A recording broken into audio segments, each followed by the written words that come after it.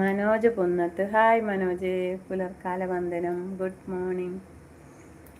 ലൈവിലേക്ക് സ്വാഗതം. ചായ കുടിച്ചോ? സുഖമായിരിക്കുന്നു.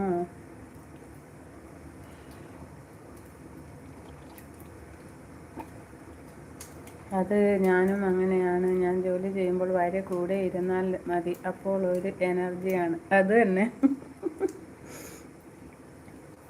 നമ്മൾ വേറെ എവിടെയെങ്കിലും ശ്രദ്ധ പോയാൽ ആർക്ക് ദേഷ്യം വരും.